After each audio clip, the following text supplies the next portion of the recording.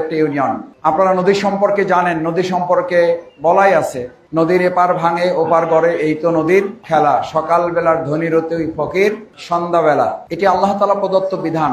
আল্লাহ তাআলা এটা দিয়ে আমাদেরকে একটা শিক্ষা দিচ্ছেন, একটা ট্রেনিং।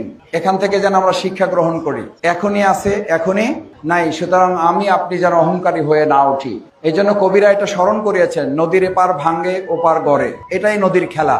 সকাল বেলার ধনী আপনি, ফকির সন্ধ্যাবেলা। আপনি এখনই ধনী আছেন, সন্ধ্যায় আপনি ফকির হয়ে যাবেন। এখন ফকির আছেন, আল্লাহ চাইলে আপনাকে সন্ধ্যায় ধনী বানিয়ে দিতে পারেন। সুতরাং এই যে কবিতার লাইন, এই কবিতার লাইনটা কিন্তু শুধু কবিতার লাইন না, এটা পবিত্র মহাগ্রন্থ আল কোরআনের সূরার একটি আয়াতের অনুবাদ। এটার আয়াতের একটা কাব্য অনুবাদ। এই অংশটুকু বোধহয় আমাদের সবার মুখস্থ আছে। বিসমিল্লাহির রহমানির রহিম।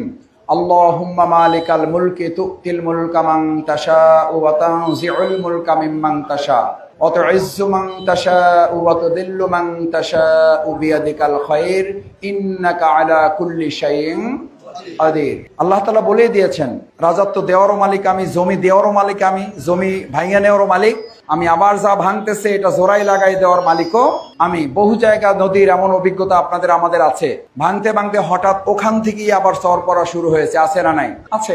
ওখান থেকে জ্বর পড়া শুরু হয়েছে। মানুষ উদ্যোগ নিতে পারে নাই, প্রশাসন উদ্যোগ নিতে পারে নাই। আল্লাহ তাআলাই বিধান দিয়েছেন। আমরা আল্লাহর কাছে সর্বপ্রথম